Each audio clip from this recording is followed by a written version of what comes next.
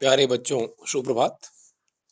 गणित की ऑनलाइन कक्षा में आप सभी लोगों का एक बार पुनः स्वागत है। इस समय हम लोग कोऑर्डिनेट ज्योमेट्री निर्देशांक ज्यामिति के अंतर्गत पिछली टर्नों पर सरल रेखा के प्रकार, उसके किस प्रकार के समीकरण होते हैं आदि के बारे में पढ़े और उससे संबंधित प्रश्नों को हल किए।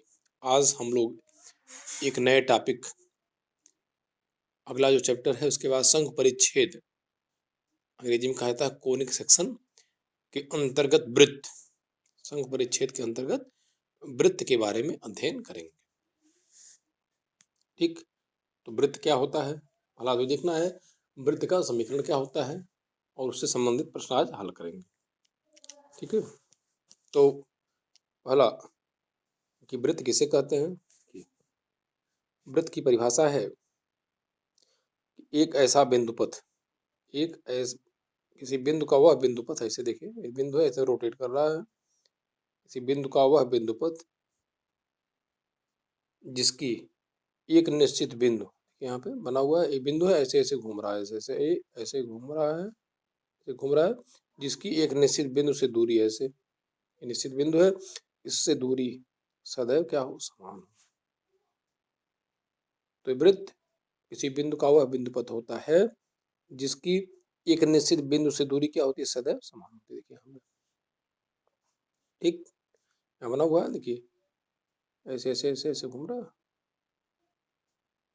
बिंदु है, कभी P1 पे है, कभी P2 पे, यहाँ P1 है, यहाँ P1 है, P2 है, P3 है और एक निश्चित बिंदु ये है, यहाँ से क्या दूरी देखिए समान, मतलब OP1 बराबर OP2 बराबर OP3, उसे कहा जाता है वृत्त।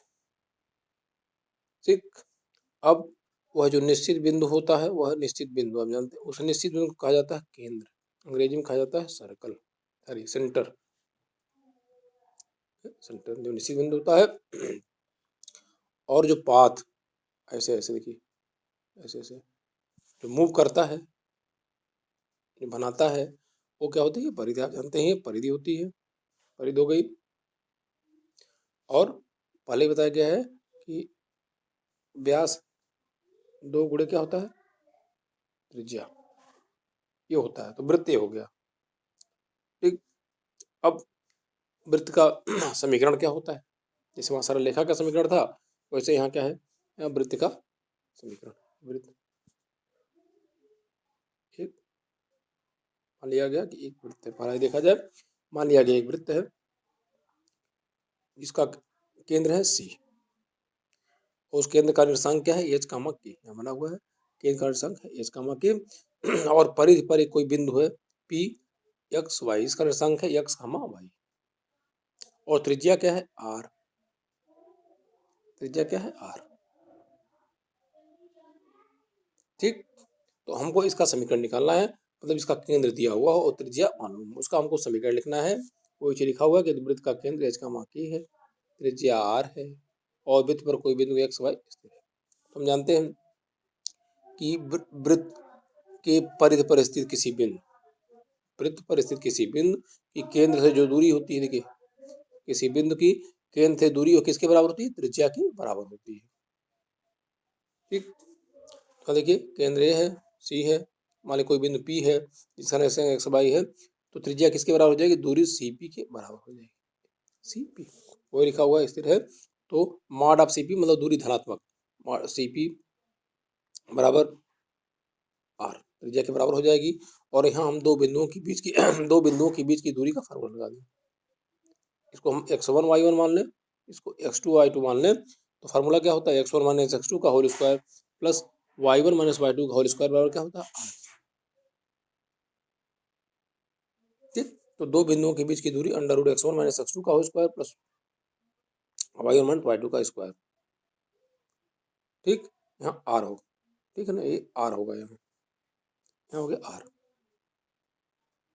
ठीक, दोनों पक्षों का हम वर्ग कर देंगे, तो दोनों पक्षों का वर्ग करेंगे तो कांडी हट जाएगी, हो जाएगा x माइनस एच का whole square plus y minus के का होल स्क्वायर बराबर हो जाएगा R स्क्वायर। ठीक है, तो ये चीज जो है ये हमारा वृत्त हो गया, ये वृत्त का समीकरण हो गया। एक ऐसे वृत्त का समीकरण है इसका केंद्र क्या है, h का k है और त्रिज्या क्या है, r है, त्रिज्या r है। तो जब भी वृत्त का समीकरण ज्ञात करना हो और जब केंद्र और त्रिज्या दोनों दी हुई हो तो हम इसी समीकरण का हम प्रयोग करेंगे। ठीक है, यहाँ संशोधन है, इसको काट देना है, ये केवल r है यहाँ पे करनी में। ठीक, अब देखा जाए तो यह समझिए एक तरह से पूरे वृत्त में इसी समीकरण का प्रयोग करना है फिलहाल भी। ठीक, अब लिखा हुआ है नीचे, यदि वृत्त का केंद्र मूल बिंदु हो तो मूल बिंदु का मतलब क्या होता है, निर्देशांक क्या होता है, मूल बिंदु का निर्देशांक क्या होता है, 0,0। कह रहा है यदि वृत्त का केंद्र मूल बिंदु हो अर्थात 0,0 हो और त्रिज्या क्या हो, r हो, तो वृत्त का समीकरण क्या हो जाएगा x माइनस केंद्र दिया हुआ 0,0 मतलब h बराबर 0 हो जाएगा, ये बराबर 0 हो जाएगा, तो x माइनस 0 का whole square plus Y minus 0 का होल स्क्वायर बराबर are square, X square plus Y square बराबर हो गया आर स्क्वायर। तो एक ऐसे वृत्त का समीकरण है जिसका केंद्र क्या है, मूल मूल मूल बिंदु पर स्थित है और त्रिज्या आर है। ठीक, तो जब भी इस तरह का समीकरण दिया हो एक्स स्क्वायर प्लस ए स्क्वायर बराबर मान लिखा हुआ है ए स्क्वायर, इसका मतलब इसका केंद्र कहाँ है, इसका केंद्र मूल बिंदु पर स्थित है और त्रिज्या क्या है, ए। ठीक है,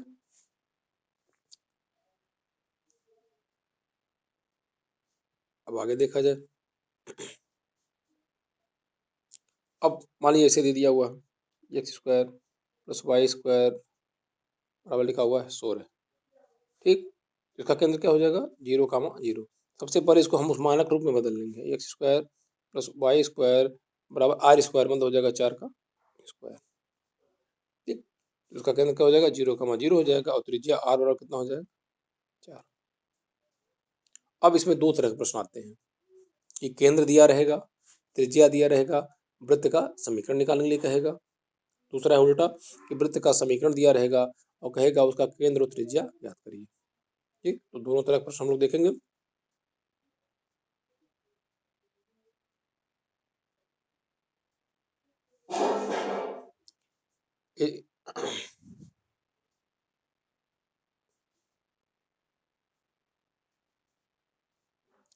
इकारा केंद्र 2,-2 तथा त्रिज्या 4 इकाई वाले वृत्त का समीकरण ज्ञात करिए। ये केंद्र दिया हुआ है और त्रिज्या भी दी हुई है। तो हम जानते हैं कि यदि केंद्र h का k है और त्रिज्या r है तो वृत्त का समीकरण होता है x माइनस h का whole square plus Y minus k का होल स्क्वायर बराबर आर स्क्वायर। यह वृत्त का समीकरण होता है जबकि केंद्र h का k हो त्रिज्या r हो। अब देखिए दिया क्या है,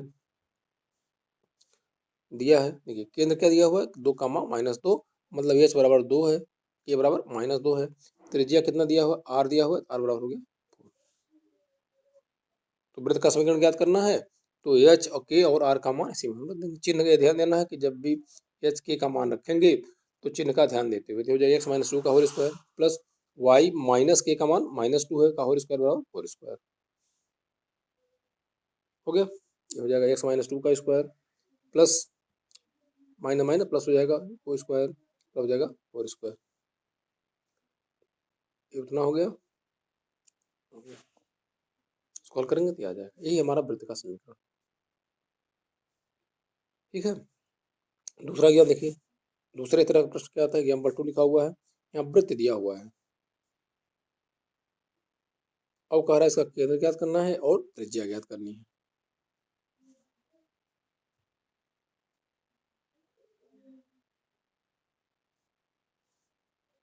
तो जब भी वृत्त का समीकरण दिया हो, केंद्र और त्रिज्या ज्ञात करना हो तो उसको हम किसे, उसका मुख्य उद्देश्य होता है कि उस दिए हुए समीकरण को हम इस रूप में बदल दें, एक्स माइनस एस का whole square plus Y minus के का होल स्क्वायर बराबर आर स्क्वायर, इस रूप में हम बदलें वृत्त के समीकरण को। ठीक, इसका मतलब कि एक्स वाला जो पद है उसको भी हम पूर्ण वर्ग बना लें और वाई वाले पद को भी हम पूर्ण वर्ग बना लें। तो देखिए यहाँ दिया हुआ है, वृत्त का समीकरण दिया हुआ है ऐसे। ठीक, तो हमको क्या करना है, सबसे पहला काम करते हैं कि एक्स वाला पद एक साथ कर लेते हैं। जैसे एक्स स्क्वायर प्लस 8 देखिए एक्स स्क्वायर प्लस 8 एक्स एक साथ लिए, वाई स्क्वायर प्लस 10 वाई एक साथ कर लिए, -8 बराबर 0 हो गया। अब हमको हमारा मुख्य उद्देश्य कि जो एक्स वाला पद है उसको पूर्ण वर्ग बनाया जाए। तो पूर्ण वर्ग बनाने के लिए ठीक करते क्या हम कि जो x का गुणांक है, यदि x को पूर्ण वर्ग बनाना है पहले पद को, x का गुणांक क्या है 8, जो जितना भी दिया रहेगा उसका आधा कर लेंगे। 8 का आधा कितना हो जाएगा 4, फिर उसका वर्ग कर लेते हैं, ये हो जाएगा 16। तो एक्स स्क्वायर प्लस 8x, एक बार 16 जोड़ देंगे और हटा देंगे, कोई अंतर नहीं आएगा। इसी तरह से वाई स्क्वायर है, इसका पूर्ण वर्ग बनाना है तो y का गुणांक कितना है 10, 10 का आधा 5, 5 का वर्ग करेंगे तो 25, तो 25 को हमने जोड़ दिया घटा दिया, कोई अंतर नहीं आएगा, -8 बराबर 0। अब क्या करते हैं कि एक्स स्क्वायर देखिए जो जोड़ा गया है दोनों में, तो प्लस वाला साथ लेके चलते हैं, जैसे x square plus 8x plus 16, minus वाला बाद में इकट्ठा कर लेंगे, लेकिन जो प्लस जोड़ा गया है उसको एक साथ लेते हैं, x square plus 8x plus 16 plus Y square plus 10y plus 25, ये हो गया। यहाँ देखिए -16 -25 और -8 हो गया -49 बराबर 0। यह किसका वर्ग है? और देखिए ये जो ये वाला पद दिया हुआ है यह इसको ऐसे लिखा सकता है, और वाई वाला जो पद दिया हुआ है ये इसका वर्ग है, देखिए ये इसका वर्ग है, -49 है, पक्षांतर कर देंगे तो हो जाएगा 49। ठीक, तो ये वाला पद को ऐसे लिख लिया गया, इस वाले पद को ऐसे लिख लिया गया और पक्षांतर करके ऐसे लिख लिया गया। ठीक, अब क्योंकि जो मानक समीकरण होता है वो देखिए एक्स माइनस के रूप में है प्लस वाई माइनस के का स्क्वायर बराबर आर स्क्वायर है, तो ब्रैकेट के अंदर भी हम माइनस के ही रूप में लिखेंगे, तो इसको देखिए एक्स माइनस -4 ऐसे लिखा सकता है, माइनस माइनस क्या हो जाएगा प्लस हो जाएगा, इसको लिखा गया एक्स -4 का स्क्वायर प्लस वाई -5 का स्क्वायर बराबर हो गया 7 का स्क्वायर। हो गया। अब हम इस मानक समीकरण से इसकी तुलना कर लेंगे, माइनस के रूप में लिख लिए, तुलना कर दिए, तो एस का मान कितना आ गया -4, ए का मान -5 और त्रिज्या का मान 7। इस प्रकार हम केंद्र और त्रिज्या दोनों ज्ञात कर लिए। ठीक, तो अब एक दो प्रश्न जो है एनसीईआरटी की प्रश्नावली का है, हल किया जाए। इसे लिखा हुआ देखिए 11.1 प्रश्नावली 11.1 का 5वां प्रश्न है, हमारा केंद्र ए माइनस ए माइनस बी और त्रिज्या √a² - b² वाले वृत्त का समीकरण ज्ञात करें। तो हम जानते हैं कि केंद्र एच का के तथा त्रिज्या इतने वाले वृत्त का समीकरण क्या होता है, ये होता है। ठीक, दिया क्या है, केंद्र दिया हुआ है तो केंद्र की तुलना कर लिए, एच का के से, एच बराबर हो गया माइनस के बराबर हो गया -b, त्रिज्या आर बराबर हो गया √a² - b²। हो गया। अब जो वृत्त का मानक समीकरण यहाँ निकाला गया है, यहाँ एक्स माइनस एच का whole square plus Y minus के का होल स्क्वायर बराबर आर स्क्वायर, तो एच का मान रख दिए, के का मान रख दिए, आर का मान रख देंगे। ठीक, यहाँ देखिए एक्स माइनस एच का मान -a प्लस वाई माइनस के का मान -b का स्क्वायर बराबर हो गया आर स्क्वायर, माइनस माइनस क्या हो जाएगा प्लस हो जाएगा, यहाँ प्लस हो गया। ठीक, वर्ग करके हल करेंगे तो हमारा आंसर आ जाएगा, ये आंसर हो जाएगा। ठीक है, दूसरे तरह जो प्रश्न बताया गया देखिए, दूसरे तरह का है 11.1 का 7वां है, कार्य इसका केंद्र और त्रिज्या ज्ञात करिए। तो केंद्र और त्रिज्या ज्ञात करने के लिए क्या करना है हमको, एक्स माइनस एच का whole square plus Y minus के का होल स्क्वायर बराबर आर स्क्वायर के रूप में बदलना है इसको। तो सबसे पहले दिया हुआ है, इसको लिख लिए, फिर एक्स वाला पद एक साथ कर लेते हैं कि x square -4x y square -8 y वाला पद एक साथ कर लेते हैं, अचर पद एक साथ करके। अब एक्स वाला पद को पूर्ण वर्ग बनाने के लिए एक्स का जो भी गुणांक है, यहाँ 4 है, माइनस उसका आधा कर लेंगे, -2 होगा, उसका वर्ग करेंगे 4, 4 जोड़ देंगे 4 घटा देंगे, ऐसे इसको एक साथ लिख लिया गया। इसी तरह से वाई स्क्वायर -8 वाई वाला पद वर्ग बनाने की पूर्ण वर्ग बनाने के लिए वाई का गुणांक -8 है, उसका आधा कर लीजिए, कितना होगा 4, 4 का वर्ग करेंगे 16 जोड़ लिए, 16 घटा दिए, -45 हो गया। अब प्लस वाला देखिए एक्स स्क्वायर -4x और प्लस जो जोड़ा गया है उसको एक साथ, इसी तरह से वाई स्क्वायर -8y प्लस जो जोड़ा गया है 16 साथ कर लेते हैं, देखिए एक साथ एक साथ। अब बाकी जो घटाया गया था और अचर पद सबको एक साथ कर लिए, -65 हो गया बराबर 0 हो गया। अब ये किसका, देखिए ये किसका पूर्ण वर्ग है, इसका पूर्ण वर्ग है, ये किसका पूर्ण वर्ग है, इसका है, इसका पूर्ण वर्ग है, और -65 को हमने पक्षांतर करके इधर लिख दिया। फिर x-2 का होल स्क्वायर प्लस y-4 का स्क्वायर, और चूंकि दाएं पक्ष को r स्क्वायर होता है तो दाएं पक्ष को भी हम वर्ग के रूप में लिखेंगे। तो कर्णी 65 का स्क्वायर, कर्णी हट जाएगी तो 65 हो जाएगा। अब हम इससे तुलना कर लेंगे, जो मानक समीकरण होता है x - h का whole square plus y - k का होल स्क्वायर बराबर r स्क्वायर। इससे तुलना कर लेंगे तो केंद्र h का मान 2,4 हो गया और त्रिज्या r बराबर हो गया √65 हो गई। ठीक हो गया। दूसरा देखिए 11.1 का 9वां प्रश्न है, कारावृत्त 2x² plus 2a² minus x बराबर का केंद्र और त्रिज्या ज्ञात करिए। ठीक है, तो हमारा मुख्य उद्देश्य क्या है कि उसको x - h का whole square plus y - k का होल स्क्वायर बराबर r स्क्वायर के रूप में लिखना। इसको तो तोड़ा जाए, यदि यहाँ पे इसको तोड़ा जाए अलग एक्स स्क्वायर आएगा। एक्स स्क्वायर मतलब एक्स स्क्वायर का गुणांक क्या आएगा, 1 आएगा। यहाँ वाई स्क्वायर का गुणांक भी 1 आएगा। ठीक, लेकिन दिया हुआ वृत्त का जो समीकरण है लिखा हुआ 2x² plus 2y² minus x बराबर 0। तो इस तरह का यदि वृत्त का समीकरण है और उसका केंद्र या त्रिज्या ज्ञात करनी है, तो सबसे पहले हम देख लेते हैं क्या एक्स स्क्वायर और वाई स्क्वायर का गुणांक 1 है कि नहीं। यदि 1 नहीं है, 1 के अलावा कुछ भी है, तो उसी से हम भाग दे देते हैं। यहाँ क्या है, 2 है, यहाँ भी 2 है, तो 2 से हम क्या करेंगे, दोनों पक्षों में हमने भाग दे दिया। ये हो गया x square plus Y square minus 1/2 x हो गया। अब तक पहला काम करेंगे, एक्स स्क्वायर और वाई स्क्वायर का गुणांक को 1 बनाएंगे तो भाग दे दिया गया। अब जैसे पहले इसके जस्ट पहले वाला जो प्रश्न किया गया है, फिर वही मेथड अपनाएंगे।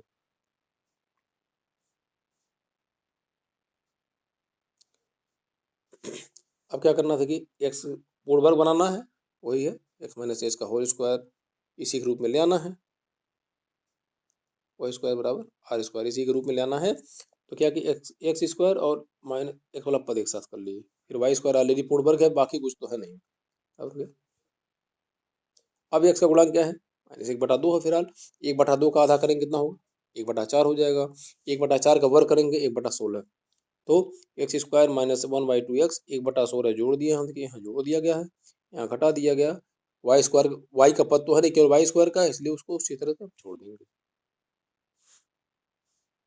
ठीक, अब इसको देखिए यहाँ पे, इसको हम पूर्ण वर्ग के रूप में हम लिख लेंगे, ये हो जाएगा x - 1/4 का स्क्वायर। वाई स्क्वायर को y - 0 का स्क्वायर लिखा सकता है। अब -1/16 पक्षांतर करेंगे तो हो जाएगा 1/16 हो गया। इसको ऐसे लिखा सकता है x - 1/4 का होल स्क्वायर प्लस y - 0 का होल स्क्वायर बराबर 1/4 का स्क्वायर। ठीक, अब इससे तुलना कर लेंगे, जो वृत्त का समीकरण है इससे हम तुलना कर लेंगे, तो h का मान क्या निकल जाएगा, 1/4, a का मान 0, r का मान 1/4। ठीक, इस प्रकार वृत्त का जो केंद्र आ गया 1/4 का मान 0 और त्रिज्या 1/4। इस तरह से 2 तरह के प्रश्न बताए गए हैं कि केंद्र और त्रिज्या ज्ञात दिया हो तो वृत्त का समीकरण कैसे ज्ञात करेंगे, और यदि वृत्त का समीकरण दिया हुआ हो तो हम केंद्र और त्रिज्या कैसे ज्ञात करें। ठीक, इस टॉपिक पर आधारित आप सभी लोग प्रश्न जो भी एग्जाम्पल में दिए हुए हैं और एनसीईआरटी के प्रश्नावली में कम से कम 8-10 प्रश्न दिए हुए हैं, सभी को हल करिएगा। बाकी की चीज़ें अगले टर्न पर बताई जाए। ठीक, तब तक के लिए धन्यवाद।